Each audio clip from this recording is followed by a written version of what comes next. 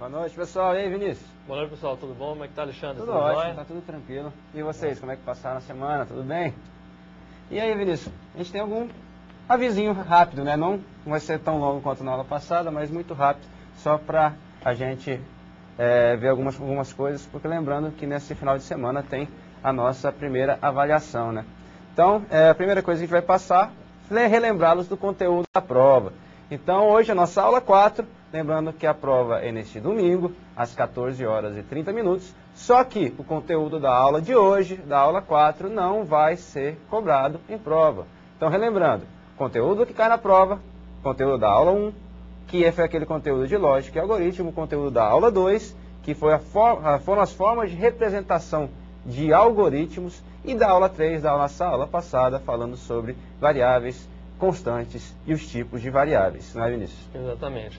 E outra coisa, pessoal, também que eu queria falar para vocês, é com relação à postagem, às vezes, de material mais avançado do que a gente já está, tá na semana dele, né? Então, assim, a gente vê no AVA que tem pessoas que estão colocando mensagens, né, de material já de aulas posteriores a que a gente está explicando no momento. Então, assim, é interessante, é bom, a gente está vendo que vocês já estão além, né? Alguns já estão além do conteúdo, mas vocês têm que ver que tem outras pessoas que ainda estão um pouco mais devagar, digamos assim, né? Estão seguindo corretamente como está indo, às vezes isso pode acabar confundindo quem está estudando, né, Alexandre? Ah, com certeza. Então, tem algumas pessoas já sentindo dificuldade, achando que não está entendendo o conteúdo, exatamente porque tem exemplos que ainda não foi visto, com primitivas. Lembrando que as primitivas que a gente viu até a aula passada, início, fim, ler, escrever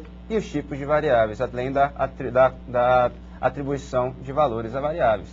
Então, o que vai acontecer? A partir de agora, a gente está começando a mover os comentários. Tem alguns comentários de aulas bastante para frente, por exemplo, já tiveram alguns comentários que a gente moveu para outros fóruns. Então teve mensagem da aula 2 que a gente moveu para a aula 7. Teve outra mensagem da aula 3 movemos para a aula 5. Por quê? Exatamente para organizar e não confundir. Então, é mais ou menos isso, né, Vinícius? Exatamente. E, por fim, é só para dizer para vocês que já colocamos o tutorial do Portugal IDE, tá? Lá na página do AVA. Então, quem ainda tiver dificuldade de como funciona o Portugal IDE, já pode acessar lá, ver o videozinho, né, sobre o tutorial, que já vai clarear um pouco mais aí para vocês na hora da programação, certo? Bacana. Então, Vinícius, é bom a gente, antes de começar a nossa revisãozinha da aula passada, falar o seguinte. Sim. Sobre a nossa apostila, né? Como que a gente vai seguir ela para as próximas aulas. Okay. Então, olha só, na aula passada, se lembrem que a gente falou, até no AVA essa semana também a gente escreveu um comentário, que a apostila é nosso livro texto, nosso livro referência. Bom, mas não necessariamente a gente vai seguir ele integralmente toda a sua ordem. Então, por motivos didáticos, algumas pequenas alterações a gente está fazendo no segmento da apostila. E aí, na aula que vem, isso vai refletir bem. Então, por isso que a gente já está antecipando para evitar que alguém já estude a aula 5 da apostila. Por quê? Porque a aula 5 da apostila ela não vai ser seguida. Na verdade, na apostila, a aula 5 diz sobre arquivos. É sobre arquivos. Não vai ser o nosso tema da próxima aula.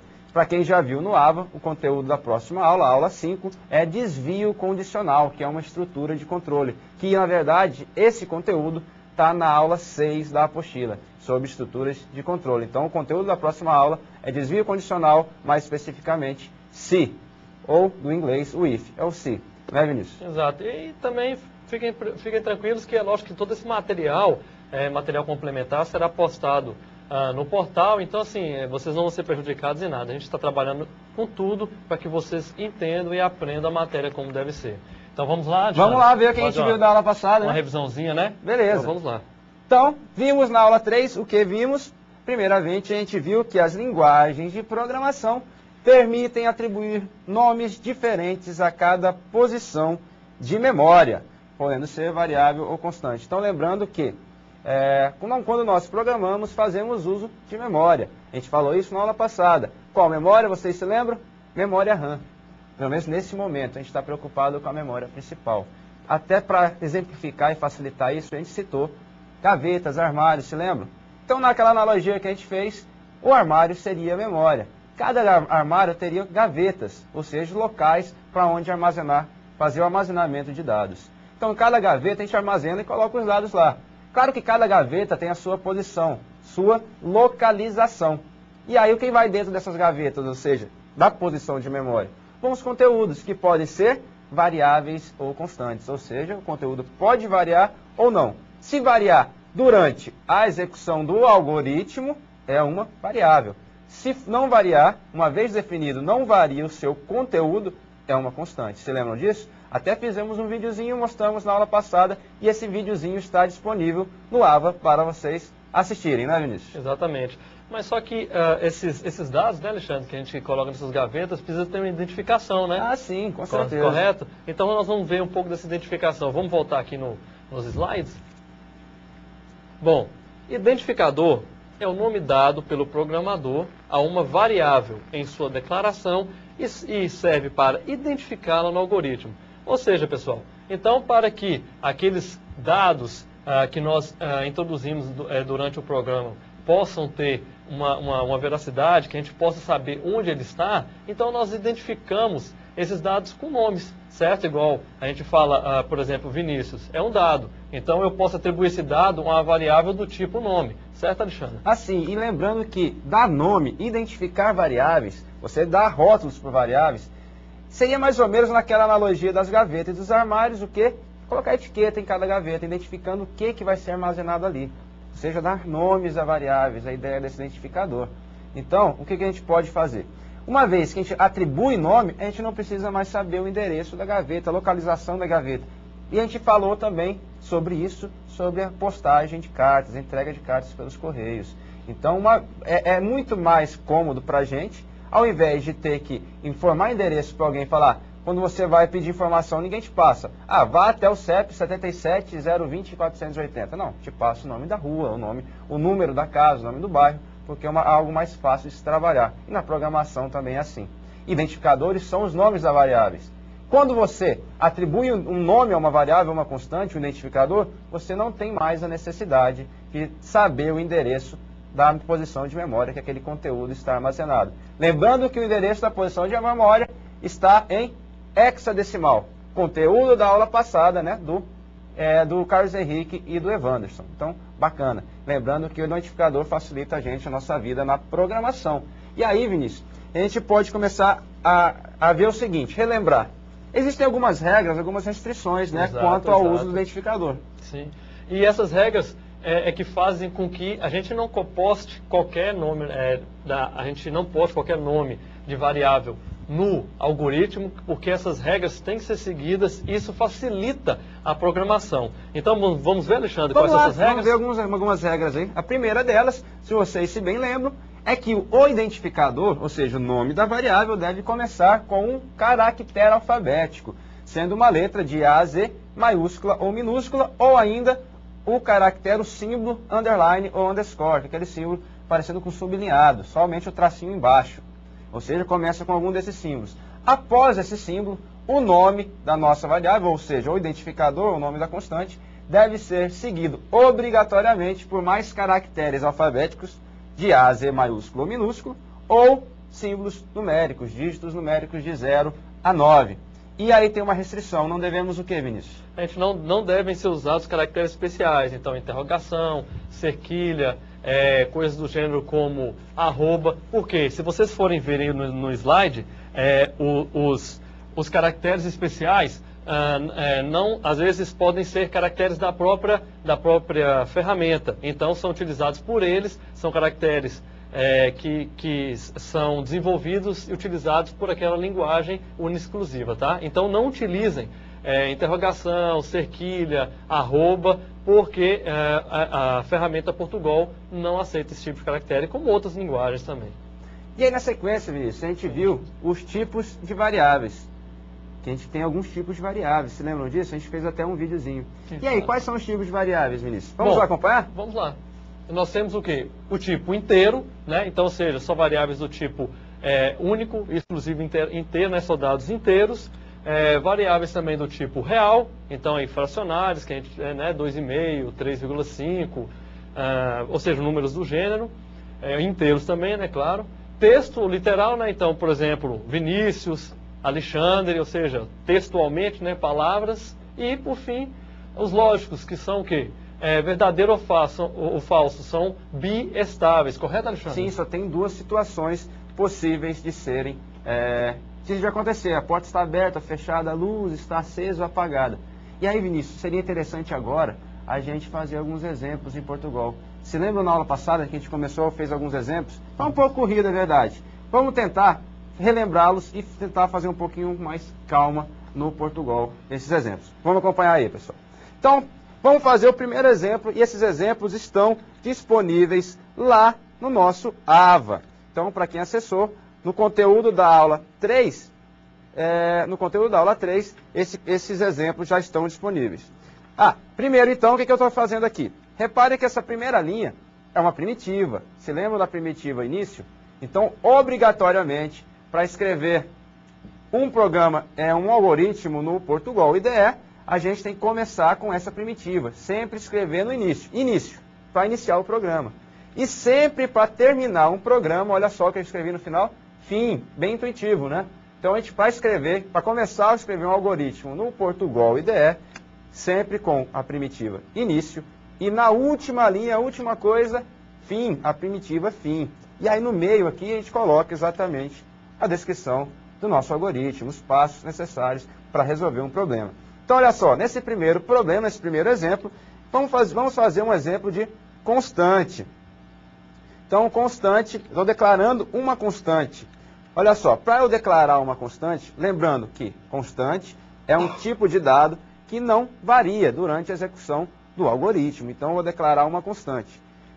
Primeiro diz se ela é constante ou variável. Eu escrevi constante, então ela é constante. Depois indica, na sequência, espaço, o tipo de dado que é essa constante. Se lembram dos tipos de dados? Real, inteiro, literal ou texto, no caso do Portugal IDE, e lógico. Lembrando ainda que a gente não fez nenhum exemplo utilizando o tipo lógico. Vamos então voltar aqui, por exemplo.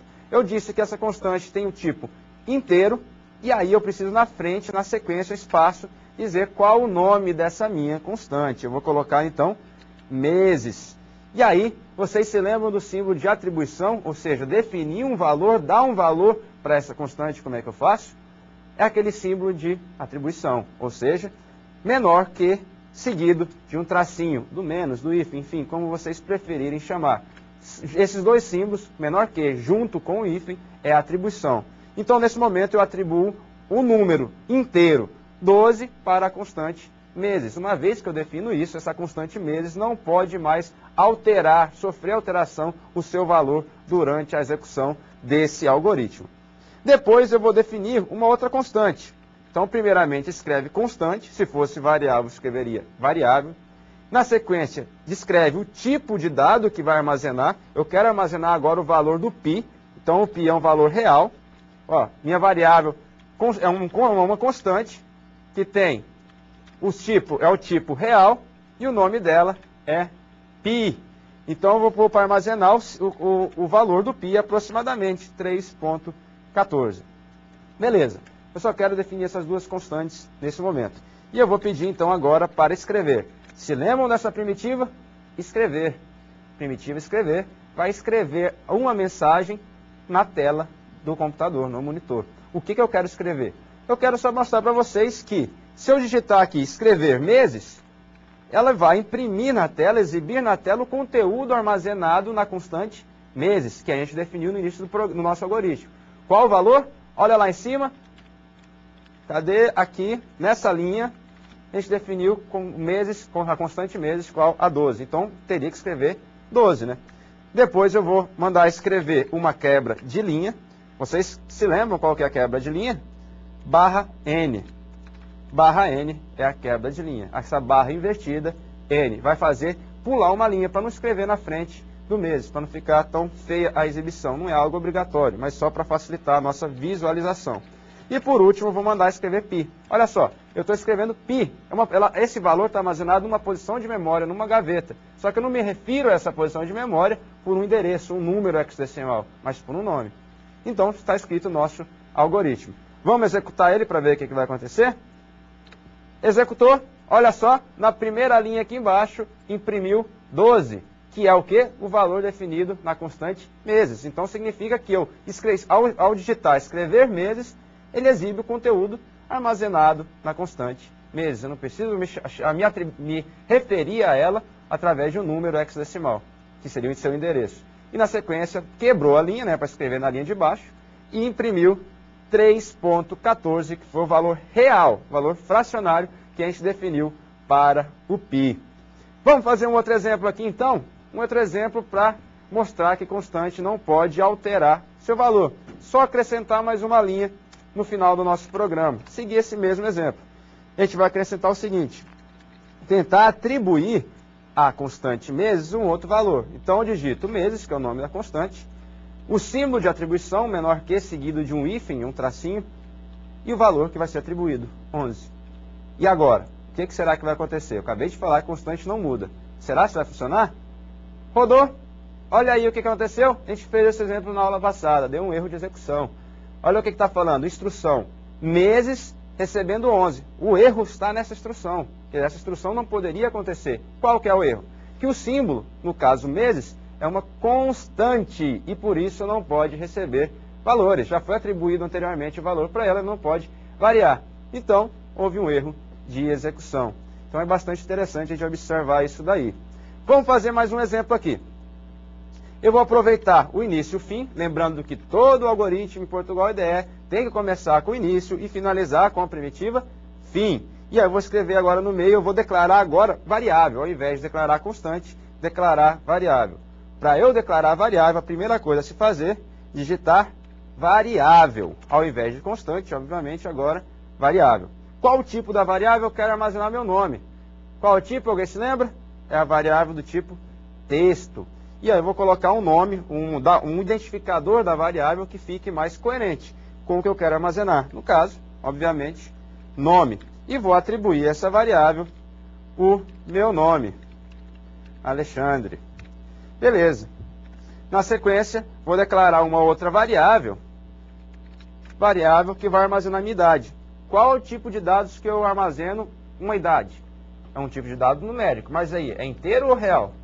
É um tipo de dado inteiro. Inteiro idade vai receber a minha idade. Eu coloquei na aula passada, foi 18, né? 18 anos, estou novo. Até eu fomentei aqui, o Vinícius estava rindo. Está rindo aqui da minha cara aqui, falando que eu estou mentindo a minha idade. Beleza, mas dando sequência, vamos declarar outra variável para armazenar a minha altura. E aí? Altura não, variável na sequência, depois a gente digita o tipo do dado. A variável altura armazena qual tipo de conteúdo? Inteiro? Real? É um tipo real. Por quê? Porque a altura não é um número inteiro, mas ela pode ser era um número fracionário. 1,80, ou seja, 1,80 m, 1,80 m, 1,81 m, 1,70 m, 1,68 m. Então, uma variável do tipo real. E chamar ela de altura. E vou atribuir para essa variável a minha altura. Vamos colocar aqui 1,75. E na sequência eu vou mandar escrever tudo isso aí.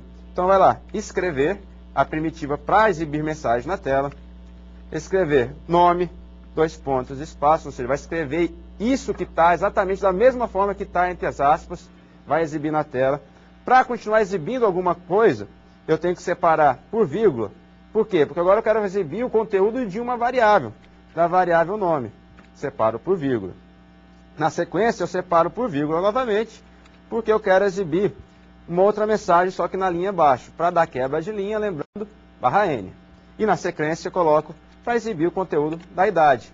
Só que aqui vai escrever idade, do jeito que está aqui. Para eu escrever o conteúdo da variável idade, eu preciso, então, mandar escrever a variável idade, ou seja, vírgula, idade. Com isso, vai chamar o conteúdo da variável idade. E, por fim, eu faço a mesma coisa para altura. Altura, 2 pontos, espaço, aspas. E aí, vou mandar imprimir a variável altura. E finalizo o programa. Vamos rodar esse programa para ver o que vai acontecer? Olha lá. Imprimiu o nome, Alexandre, que está armazenado numa variável do tipo texto, que tem exatamente o meu nome. Na sequência, imprimiu idade 18, que tem uma variável chamada idade com o conteúdo 18, que é do tipo inteiro. E na última linha, a minha altura, que é um tipo real.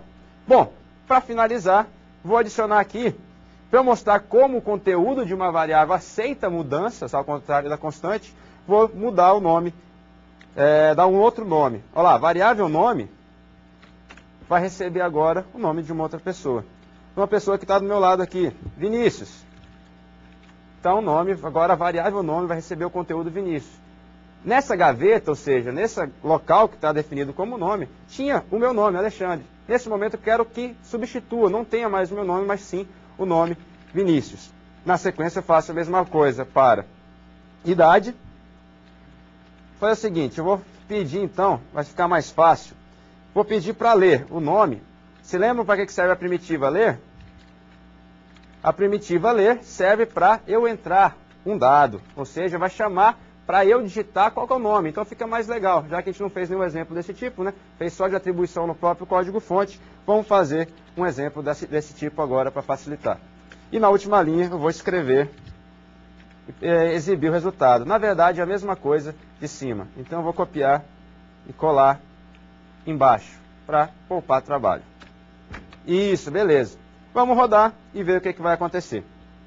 Rodou, olha só, já imprimiu lá nome, Alexandre, idade 18, altura 1,15. E na sequência, lá naquela primitiva ler, ele pediu agora para eu digitar um nome. Bom, vou digitar o Vinícius então aqui, Vinícius. Na sequência ele pede para ler a idade, ou seja, eu entrar a idade. Então eu vou colocar a idade do Vinícius. Se você estava rindo de mim, Vinícius, vou te dar 15 anos. Valor. E aí na sequência a altura eu vou colocar 1,80, 1,80 m. Vamos lá? Olha aí. Aqui embaixo está aparecendo o meu nome, Alexandre, idade 18, altura 1,75 m.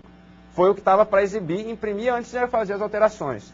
Esse Vinícius foi aquele dado que eu entrei para o novo nome, a idade e na sequência a altura. E aqui exatamente a última linha lá do nosso algoritmo. Ele escreveu nome Vinícius, idade 15, altura 1,80 m, né, Vinícius? Exatamente, Alexandre. Então vocês podem ver aí, né, pessoal, que é bem simples, é bem tranquilo a programação utilizando o Portugal. Esse exemplo aí foi o que a gente passou na aula passada, mas talvez foi um pouco corrido, mas agora acho que deu para fixar bem, né? Então agora está mais tranquilo, acho que as dúvidas podem ter sido um pouco sanadas, mas a gente vai continuar com o exercício. Então, beleza, Alexandre, então a gente agora entra no conteúdo novo. Vamos ver os objetivos da aula? Primeiro objetivo. Reconhecer os principais operadores da lógica para a programação, utilizando-os. E o segundo objetivo, construir corretamente expressões aritméticas e lógicas, avaliando-as. Então, Alexandre, o que a gente pode tirar disso? A gente pode tirar aqui, a gente vai aprender uma coisa importante hoje, os operadores. Existem alguns tipos de operadores que vai permitir a gente modificar algumas coisas aí, né? E trabalhar, processar, aumentar a nossa possibilidade do algoritmo, o algoritmo fazer mais coisas. E é importante os operadores, porque na programação a gente faz muito, mas muito uso deles. Muito uso mesmo. Então nessa mesma aula a gente vai ver mais alguns exemplos no Portugal. Vamos lá? Segundo exemplo, o objetivo já foi falado? Isso. Então vamos passar para as expressões aritméticas e lógicas avaliando-as, né? Beleza. Então vamos passar para o próximo slide que diz que operadores são elementos funcionais que atuam sobre termos e produzem um determinado resultado. Olha aí, falando, atuam sobre termos. Então existem termos que esses operadores vão atuar, ou seja, modificar seus valores. Assim como na matemática, né? Vamos pegar um exemplo, já que eu falei da matemática. 2 mais 3. Qual que é o operador? Mais, adição. Quais são os termos? O 2 mais 3, são dois operandos. Lá na subtração, 4 menos 3, a gente tem dois termos também, que é o minuendo e subtraindo. E tem o nosso operador. Então o operador que a gente está preocupado nesse momento é esse. É o operador que vai trabalhar sobre termos. Ok? E aí a gente pode citar também alguns outros exemplos, né, Vinícius? Exatamente. Bom, com relação a isso, a gente pode ver alguns operadores que a gente vai utilizar, né? Sim, com certeza. Então, esses operadores vão influenciar muito na vida de vocês com relação à programação e, como o Alexandre falou, vocês vão utilizar uns com mais frequência, outras vezes com menos, mas todos serão utilizados. A gente pode falar, vamos citar quais são eles então, Alexandre? Vamos lá, quais são eles? Vamos classificá-los. A sua classificação da programação basicamente é dividido em operadores aritméticos, operadores relacionais e operadores lógicos. Na verdade, agora a gente vai começar a detalhar eles. Então, os operadores aritméticos são os operadores que vêm realmente lá da matemática, que a gente já está acostumado a falar. e entre outros operadores, de fazer comparações, entre outras coisas. E aí eles podem atuar, Vinícius, sobre um ou dois termos, dependendo do operador. Exatamente. Então a gente tem duas formas aí, né? Que são o quê? A gente pode usar, que são esses operadores, como o Alexandre falou, né? 2 mais 2. Então aí nós temos o quê? Dois operadores e o termo que utiliza sobre eles, que é a adição, certo? Então, vamos ver aqui, seguindo o slide, o que seria eles? Os operadores seriam termos, tipo de operadores binários e unários, né, Alexandre? Sim, então o operador binário, ele atua sobre dois termos. Então lá que eu falei na subtração, menos, atua sobre minuendo e subtraindo, ou seja, um operador binário. Operador binário é quando atua sobre dois termos, e operador unário só atua sobre um termo. Então se eu tenho lá uma expressão, vou à escola, se eu quiser negar essa expressão vou à escola, não vou à escola. A gente vai ver que existe um operador chamado não, ou negação. Esse operador não ou negação, ele é unitário, porque precisa somente de um termo para eu poder atuar, esse operador atuar, fazer a operação em si, concretizar a operação, né, Vinícius? Exatamente. Então vocês podem ver que, pessoal, só temos dois termos, então, ou seja, ou ele vai ser binário ou vai ser unário, certo? Bom, continuando aí nos slides, pessoal, a gente pode dar uma continuada nos operadores aritméticos, né? Então, assim... Bom, no próximo slide, então, a gente tem os operadores aritméticos. Exato. Olha só, o primeiro operador aritmético é o operador da adição. Lembrando que eu falei que o operador aritmético é o operador lá, aqueles que a gente utiliza na matemática. O símbolo utilizado do operador aritmético da adição é o mais. Isso no Portugal, é o que está na apostila de vocês, Portugal IDE, não muda da matemática. O símbolo da subtração, a operação subtração, que eu já falei, já citei aqui como exemplo, é o tracinho ou menos, igual na matemática. No Portugal é dessa forma. A multiplicação no Portugal, repare, não é o x e nem o ponto, é o asterisco. A gente utiliza asterisco, assim como em várias linguagens de programação. A divisão, também olha qual que é o símbolo da divisão, não é o dois pontos. Não é os dois pontos com tracinho no meio, mas a barra, exatamente a barra que a gente usa na data. Ele é o símbolo da divisão. A exponenciação, se lembram da exponenciação? Ou seja, quando eu faço 2 elevado a 3, é uma exponenciação. O símbolo da exponenciação é o circunflexo, o chapéuzinho. E aí a gente tem mais dois operadores aritméticos, que é o resto da divisão inteira e o quociente da divisão inteira. Na apostila de vocês têm aí que o símbolo para o resto da divisão inteira é mod, M-O-D. Na verdade, na nossa apostila, está um pouco diferente do caso do Portugal IDE, que é o que a gente está utilizando. No Portugal IDE, o resto da divisão é obtido pela porcentagem.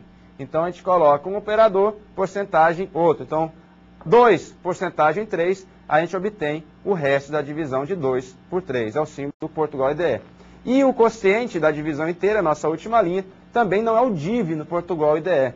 Na verdade, para obter o quociente da divisão inteira, a gente faz da seguinte forma. Digita no Portugal int, int, abre parênteses, coloca o primeiro termo, barra o segundo termo, fecha o parênteses. Então, para obter o quociente da divisão 2 por 3, a gente tem que digitar lá int, abre parênteses, 2 barra 3, fecha parênteses. Então, onde está x é o primeiro termo da divisão e o y é o segundo termo da divisão. E aí, Vinícius, a gente tem agora os tipos, né, de dados resultantes de cada operador. Exatamente, pessoal. Então, vamos falar aqui um pouco do que cada tipo resulta, certo? Então, aqui, venham comigo aqui. Bom, se eu tiver dois operadores, né, então, na adição A mais B, o tipo de dado A inteiro mais um tipo de dado B inteiro vai retornar o quê? O inteiro, né? Então, ou seja, A inteiro mais B inteiro, nós temos resultado inteiro. Bom, se eu tiver um tipo de dado A real mais um tipo de dado B real, também vai ser um resultado real. Ou seja, se eu tiver 2.7 mais 2.5, então eu vou ter aí o quê? 5.2, certo? Então, ou seja, um resultado real. Se eu tiver um tipo de dado A inteiro e um tipo de dado B real, eu vou ter um resultante real, porque se eu tiver 1 mais 2.5, eu tenho 3.5. E se eu tiver um operador do tipo dado A real e um tipo dado B inteiro, também sairá real, porque 2,5 com mais 1, eu vou ter 3,5. Já na subtração, a gente vê que o quê? Que o tipo de dado A inteiro menos um tipo de dado B inteiro vai dar o quê? Inteiro. Por quê? 4 menos 3, nós temos 1, né? Então, um tipo inteiro. Já o tipo de dado A real menos um tipo de dado B real, vamos ter real, certo? Então, 2,5 menos 2,0, nós temos aí 1,5. Então, um tipo de dado A do tipo inteiro menos um tipo de dado B do tipo real, aí nós já teremos real. Então, 1,5 menos, sei lá, vamos dizer 0,75, então a gente vai ter 0,75 aí. Um tipo de dado A real menos um tipo de dado inteiro, nós vamos ter um real, porque 2,5 menos 1 será 1,5, certo, pessoal? Então, vocês podem ver que esse tipo de operadores de subtração e adição é bem simples, é bem tranquilo de entender, certo? Bom, já no slide seguinte, nós temos agora a multiplicação e a divisão. Na multiplicação, nós temos um inteiro vezes um inteiro, dando inteiro, um real vezes real, dando real, certo? Um inteiro vezes real, dando real, e um real vezes inteiro, dando real. Então, é bem simples também, inteiro vezes inteiro, porque 1 vezes 1 dá 1, um real vezes real, 2,5 vezes, por exemplo, 3, então vai dar 7,5, um inteiro vezes um real, então nós podemos multiplicar aí 1 vezes 1,5, dá 1,5, um real vezes um inteiro, dando real também da mesma forma. E a divisão, já agora modifica, por quê? Um inteiro vezes inteiro pode dar um real, certo? Que a gente pode dividir, por exemplo, 3 por 2, dando 1,5. E um real dividido por um real, né? A gente pode fazer 2,5 dividido por 2,3, também dando um real. Um inteiro dividido por um real, ou seja, 1 dividido por 1,5. E um real dividido por um inteiro, 1,5 dividido por 1, dando todos os resultados reais. Correto, Alexandre? Bacana. Então a gente pode ver aqui no slide que temos mais tipos de dados resultantes de cada operador. E aí na sequência faltou a gente ver o tipo do resto e o quociente. É isso que a gente vai ver agora. Vamos acompanhar aqui na nossa televisão? Olha aí. A gente tem nas duas primeiras linhas o resto da divisão de A por B. A por B. Lembrando que o símbolo do resto da divisão no Portugal IDE é a porcentagem. Então, se não modificaram, por favor, modifique aí nas lotações de vocês, no caderno, na apostila, por símbolo de porcentagem. Não é o div, por porcentagem. Não é o mod, né? Mas o porcentagem. Então, beleza? E aí vamos ver o que acontece. Quando um inteiro é dividido... Lembrando o seguinte, aqui é bem mais simples de entender. O resto da divisão só é possível, permitido, para divisões de inteiro. Então, só é possível dividir inteiro por inteiro, o resultante, obviamente, vai ser o inteiro. O resto de divisão sempre é inteiro. Da mesma forma, acontece no quociente. O quociente também faça anotação. Lembrando que é int ou int, abre parênteses, primeiro termo dividido, ou barra, no caso, lembrando que essa barra é o símbolo da divisão, barra B, fecha parênteses. Com isso, a gente obtém o quociente. Lembrando, mais uma vez, que o quociente é resultante de uma operação de divisão, só que de uma divisão de inteiros. Então, por isso que aqui as duas últimas linhas são só de inteiros. E aí, como resultante, o resultado, o quociente resultado dessa operação vai ser sempre inteiro. Então, o resto de uma divisão de inteiros sempre inteiro, e o resto da divisão, o quociente de uma divisão de inteiros também sempre é inteiro, beleza? E aí, Vinícius, o que mais que a gente tem? Bom, nós temos agora, pessoal, se vocês forem dar uma olhadinha nos slides, os operadores relacionais que a gente utiliza, né, para fazer aquele jogo lógico, né, que a gente utiliza, certo, Alexandre? Bacana. E aí a gente vê o seguinte, na primeira linha a gente tem o símbolo da igualdade. O igual, para fazer comparações, verificar se maçã é igual a pera, ou se uma variável A é igual a variável B. O símbolo no Portugal IDE é o símbolo igual, um igualzinho igual na matemática. O diferente, na apostila de vocês, fala que é menor que, maior que, ou exclamação igual. Isso em muitas linguagens de programação. Só que no nosso Portugal IDE, não. No nosso Portugal IDE, o símbolo é igual, barra, igual. Aí, agora apareceu. Modifiquem aí a nota, faça essa anotação. Igual, barra, igual. Esse é o símbolo da diferença no Portugal IDE. O maior que é o maior, igual na matemática. Menor que é o menor também, igual na matemática. Já o maior ou igual a é um pouco diferente. É o maior que junto com um símbolo de igual. Não adianta colocar o contrário, igual, maior que, isso não vai funcionar, tem que ser maior que na frente, igual. E o menor que da mesma forma. Menor que ou igual, ele é menor que na frente dele, igual. Beleza, então os operadores relacionais são esses. Certo. E a gente pode ver, pessoal, que além dos operadores relacionais, nós temos um outro tipo de operador, que é o operador lógico, né? Então, como a gente já falou algumas vezes, aqueles biestáveis, né, Alexandre? Sim, mas antes de falar dos lógicos, vamos falar um pouco aí, como a gente vê no próximo slide, que os operadores relacionais, que eram esses que eu estava falando, sempre retornam valores lógicos. Os operadores relacionais sempre retornam verdadeiro ou falso. E aí cai no problema que você estava, no problema não, na situação que você estava falando, sobre os operadores lógicos, que também, né, retornam valores verdadeiros ou falsos. Então é bom reforçar que operadores lógicos e relacionais são biestáveis, ou seja, retornam sempre valores lógicos, verdadeiros ou falsos, né, Vinícius? Exatamente. Então, pessoal, a gente pode ver que o lógico não tem como fugir disso, são só dois valores, verdadeiro ou falso, são biestáveis.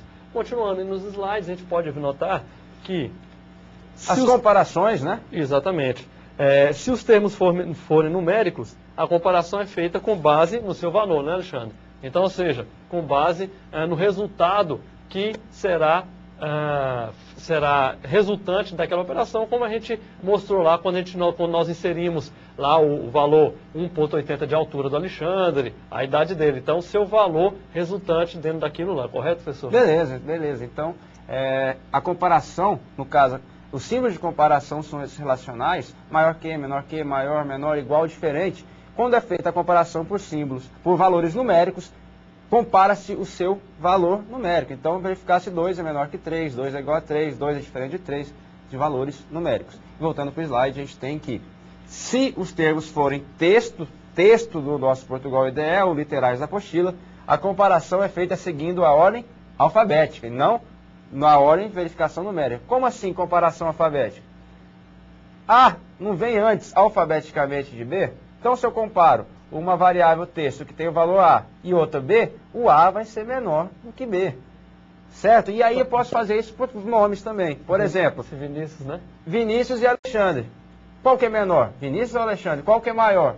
De acordo com essa ideia, o maior é Vinícius, porque vem depois alfabeticamente. E o menor é Alexandre. E aí o Vinícius levantou uma dúvida que pode ser que surja, né? A comparação é feita pela quantidade de símbolos que tenha na palavra, alguma coisa a ver? O tamanho do nome, né? Sim, o tamanho do nome. Então. E aí? Será que é pelo tamanho do nome, pessoal? O que vem antes? A ou Alexandre? O valor A ou o valor Alexandre? A resposta é exatamente o que a gente viu no slide. Segue a comparação por ordem alfabética. Alfabeticamente, o que vem antes? A ou Alexandre? É o A. Então, A é menor que Alexandre. Beleza, seguindo aí, a gente tem os operadores lógicos, que tem tudo... Não, os valores agora é o... Ah, beleza. Para não tomar um cuidado, né? Exatamente. A comparação. Então, tomar cuidado nessa comparação de valores, pessoal, porque nós estamos falando aqui de valores inteiros, valores reais. Então, nesse momento de comparação, tem que tomar muito cuidado para não houver erros, né? Então, por exemplo, o pi, que a gente pode até mostrar aí, se vocês voltarem no slide, vocês podem dar uma olhada, tá vendo que pi tem um número aqui, ó, 3,141592, tá? E lá no finalzinho, você vê que ele é um pouco maior do que o de baixo, certo? Então, às vezes, quando você for fazer comparação entre os valores, você tem que tomar cuidado para não haver erro, certo? Para não ter problema no resultado final do seu algoritmo. Então, isso é uma observação que vocês têm que tomar cuidado e sempre observar, tá ok? Bem lembrado, Vinícius. E aí no próximo slide diz isso. Exatamente. Para reforçar, então, para evitar os erros de aproximação, deve-se evitar utilizar as comparações de números reais com várias casas após a vírgula, porque pode enganar isso, né? Vocês viram lá o problema que pode acontecer. E aí vem o último operador que a gente falou, que é o operador lógico. O operador lógico, então, serve para combinar o quê? Termos, aqueles termos que a gente já falou que os operadores atuam. Retornando o quê? Se o resultado final é verdadeiro ou falso. Falamos já sobre isso. Operadores relacionais e os operadores lógicos sempre retornam verdadeiro ou falso. Ao contrário do operador aritmético, que resulta em um número, um valor, podendo ser inteiro ou real, como o Vinícius já explicou pra gente lá na televisão. Beleza? Certinho, então. E lembrando o seguinte, que exemplos de operadores lógicos e de operadores relacionais, a gente vai ver só na aula que vem, aula 5. O que nos interessa hoje para exemplificar são os operadores aritméticos. Exato. Bom, e os operadores lógicos, tem 3 formas de a gente utilizar eles, né, Alexandre? Sim. Vamos ver aí, pessoal, quais são?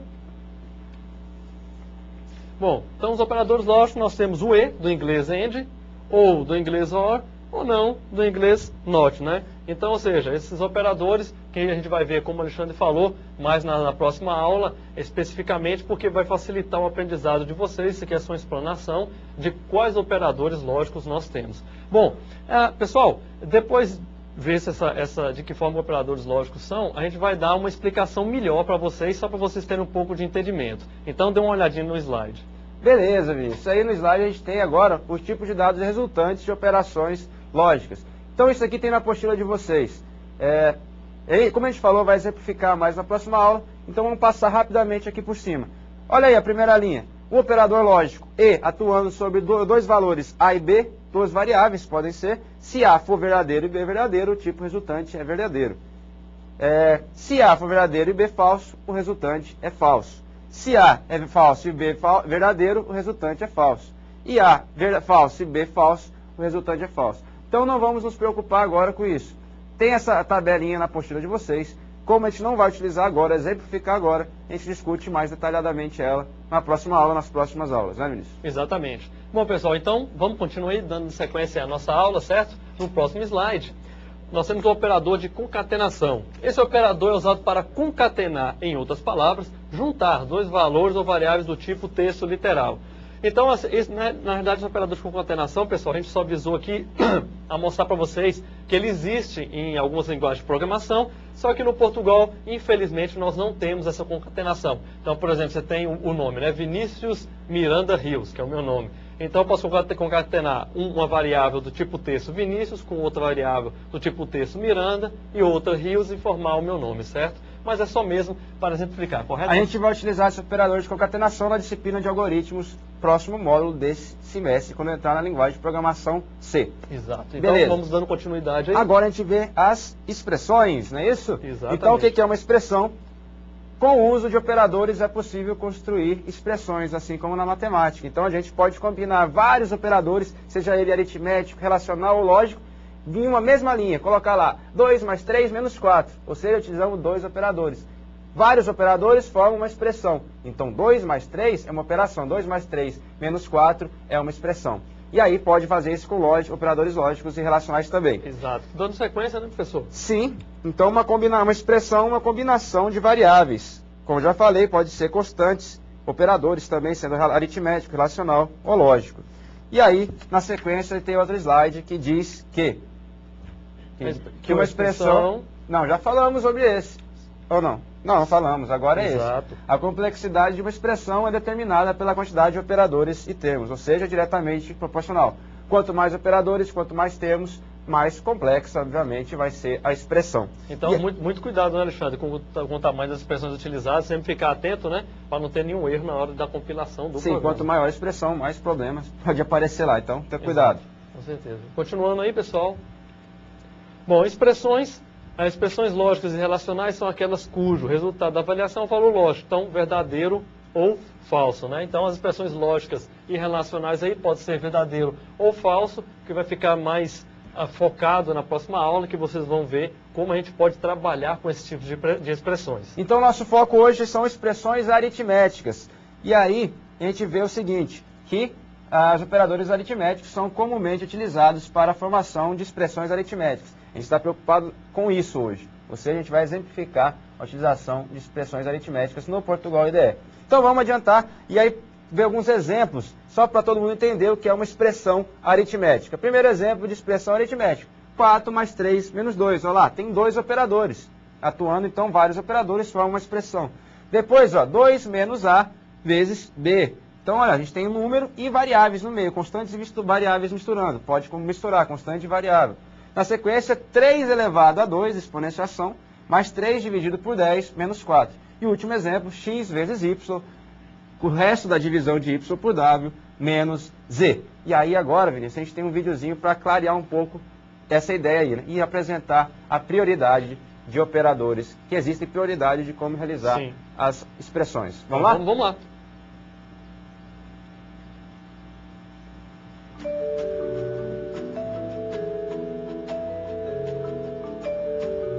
resolução de expressões aritméticas, existem operações prioritárias, ou seja, operações aritméticas guardam uma hierarquia entre si.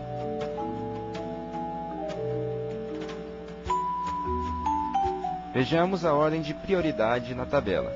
Os operadores de menor prioridade são os de adição e subtração. Repare que ambos possuem a mesma prioridade. A multiplicação e a divisão têm maior prioridade do que a adição e a subtração.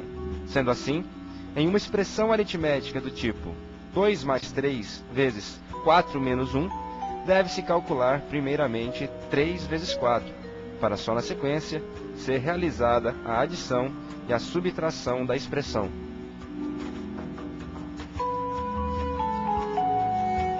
Como o resto e o quociente são resultantes de uma operação de divisão, eles têm a mesma prioridade da divisão e da multiplicação. A exponenciação possui prioridade mais elevada, devendo ser realizada com maior prioridade em relação à adição, subtração, multiplicação, divisão, resto e quociente.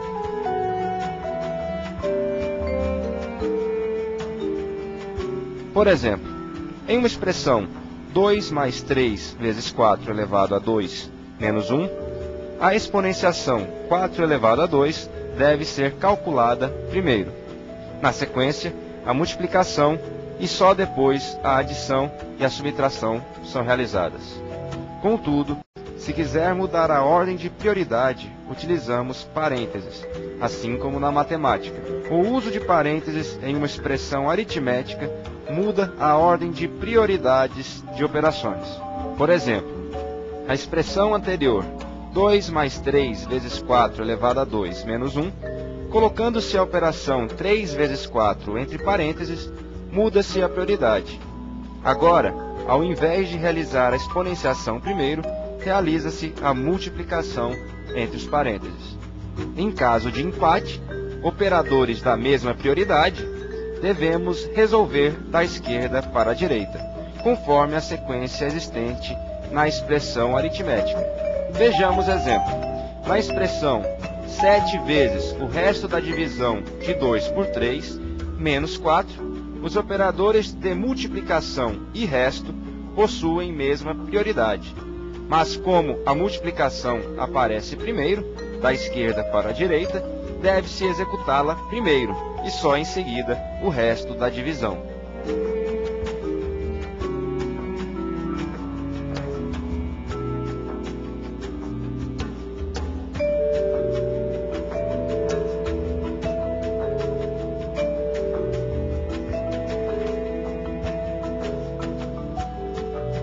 Bom, pessoal, então, viram aí o videozinho? Muito bom, né? Então, falando sobre prioridade das expressões, que isso ajuda vocês a saber como as expressões vão ser calculadas, certo? Então, agora vamos partir para o quê? Fazer isso aí ao vivo a vocês, como calcular essas expressões, o valor retornado delas. Vamos lá então, pessoal? Vamos ver os exemplos aqui no Portugal IDE, Vinícius. Então, o primeiro exemplo que a gente vai utilizar, utilizando os operadores aritméticos, é fazer a entrada de dois valores e mandar imprimir a soma desses dois valores. Então, dois valores do tipo inteiro. Então, vamos lá declarar. Olha só, para variável, eu não preciso colocar o nome variável. Lembra que a gente estava utilizando variável? É opcional. Se eu não quiser escrever variável, isso é opcional. Então, a gente já pode colocar direto o tipo de dados. Eu coloquei direto inteiro. Vou chamar a primeira variável de var1, a segunda de var2 e a outra de resultado. Faltou o 2 do var2, resultado. Vou mandar ler var1, depois eu vou mandar ler var2, ou seja, eu entrar o dado, o valor de var1 e de var2, nessas primitivas ler, como já vimos no início da aula. Na sequência eu vou atribuir à variável resultado, o quê?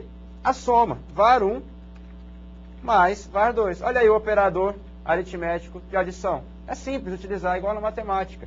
var1 mais var2. Beleza. E aí embaixo eu vou mandar escrever. Escrever o quê? Escrever o resultado. Ou seja, primeiro escrever resultado igual, lembrando que eu estou colocando entre aspas, vai imprimir exatamente do jeito que está aí, e na sequência, vírgula, o nome da variável para imprimir a variável. Então, vamos executar para ver? Executei. Lá na linha ler var1, ele chama agora para eu entrar com o valor de var1. Vamos dizer que seja 3. Ok, entrei. E na sequência ele pede para eu entrar com o valor de var2. E eu vou entrar com 4. Olha lá o resultado impresso. Resultado igual a 7. 3 mais 4, 7. Utilizei o operador de adição. Normalmente, não tem muito segredo. Vamos fazer um outro exemplo agora, utilizando divisão. Eu vou declarar uma variável do tipo real. Não preciso escrever variável, opcional, lembrando. O nome dessa variável se chama resultado, ou seja, o identificador dela. Vou atribuir a resultado, o valor, resultado da divisão de 2, de 0 por 2. Só que, pessoal, lembrando que 0 dividido por 2 vai dar um valor, quer dizer, teoricamente dá um valor real, como o Vinícius mostrou. Então eu vou colocar aqui, ó, 2.0. 2.0, eu transformo o resultado dessa divisão em um número real. Se eu tivesse colocado só 0 dividido por 2, ele retornaria um número inteiro. Então por isso que eu estou colocando 0 dividido por 2.0, ela vai retornar para o resultado um valor real. E aí eu vou mandar escrever.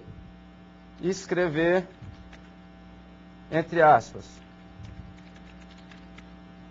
resultado igual, fecho aspas, e o valor da nossa variável, resultado. Só que eu vou fazer isso, vou copiar para facilitar o serviço, vou fazer isso para 0 dividido por 2, 1 dividido por 2, 2 dividido por 2 e 3 dividido por 2. Então, só recapitulando, eu estou fazendo a divisão, primeiro, de 0 por 2, depois de 1 por 2, depois de 2 por 2 e depois de 3 por 2. Rodando o programa, olha lá, resultado de 0 dividido por 2 é 0. Resultado de 1 dividido por 2, 0.5, que é um valor real, como eu já tinha falado. O valor de 2 dividido por 2 é 1 e o valor de 3 dividido por 2 é 1.5. Vamos modificar só uma coisinha nesse exemplo. Vamos utilizar agora para obter o quociente.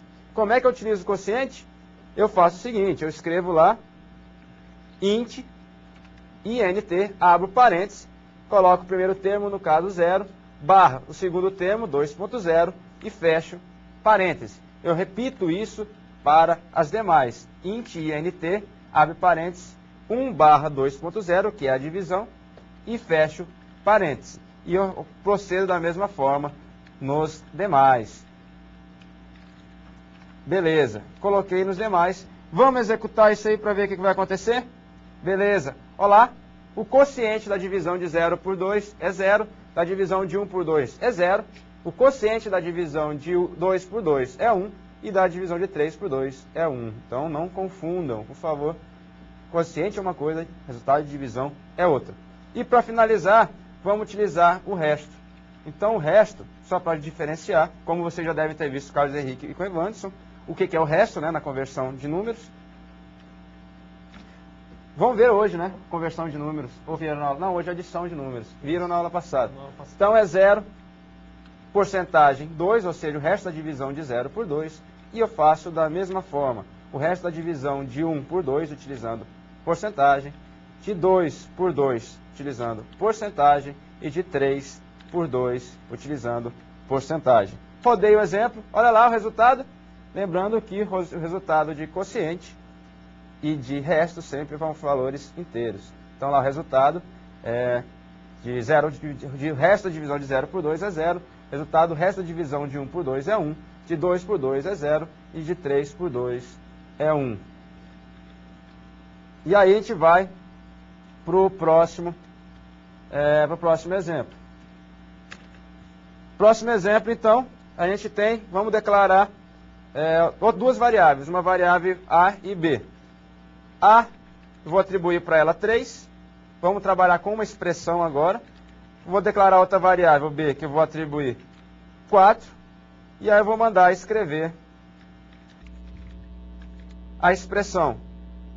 Ou seja, primeiro eu vou declarar uma variável chamada expressão, na verdade, para ela receber o resultado dessa expressão.